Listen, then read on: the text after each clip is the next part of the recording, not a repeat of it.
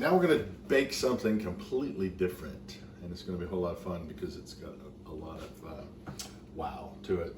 But I'm gonna show you how to make a basic Pâte Choux.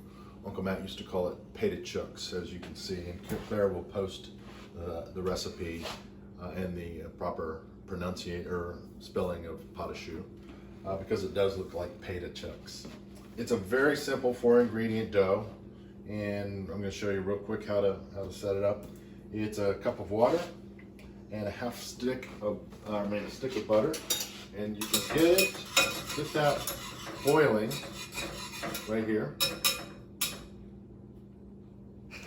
Let's bring that over here and show these good folks. So we want to melt that butter in the water, and once that gets hot, we want to add 1 cup of flour.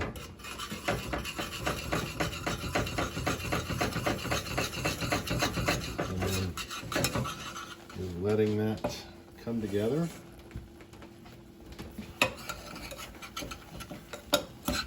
Get all that flour hydrated. And you can see it's going to start to get sticky, just like any dough would. We're just going to keep this hot for about 30 seconds. We want to get all that flour blended in properly. It's going to look like mashed potatoes like this. So that's the right consistency here. Flour's starting to cook down a little bit. Okay, now we take this hot dough, it's very hot, so let's bring it over to a mixer. Transfer that down in here. Now put that on the mixer, and we want to turn it on for a little bit, and it's going to start to cool down. You're going to touch the side of the bowl, and it's going to be really hot, so be careful.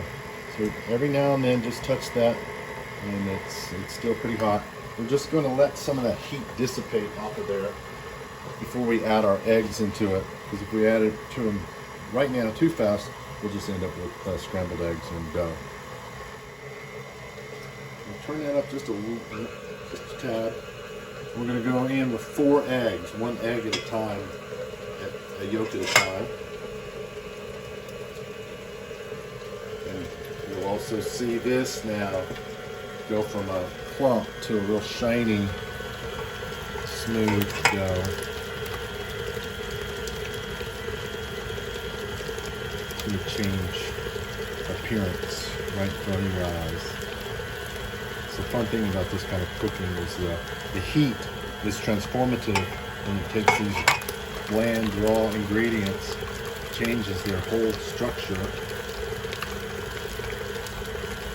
and we get to do something really fun with them, like bake them into cream puffs. Last egg,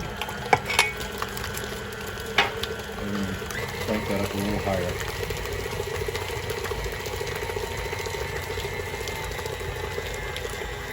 See it change right there? There it changed. Now it's turning into that smooth, almost like a really, really thick batter. And that's exactly what we want to see.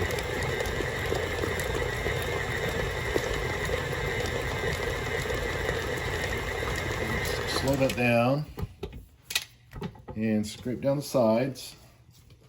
Get everything back into the center. And go again. And that's what you're wanting to see. You want to get to see this smooth. Now the bowl, you can touch it. It's cooled down really quickly. And that is it.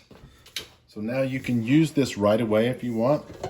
Or what you might want to do is just put this in the refrigerator and let it cool down completely. It's a whole lot easier to handle, because when you want to portion it out, if you want to make big cream puffs or little small profiteroles, it's easy to use a piping bag.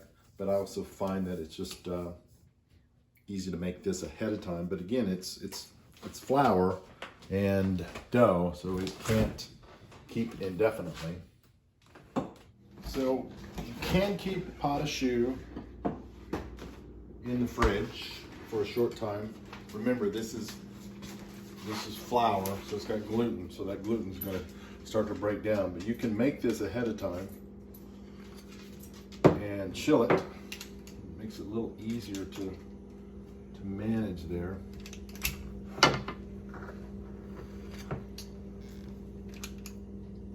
I like to use this scoop. You can use a piping bag,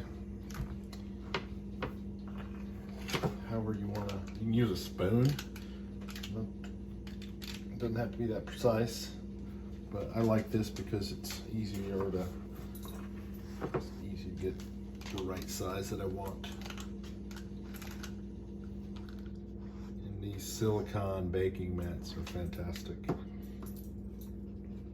for this process. So like that, and into the oven, 425 degrees.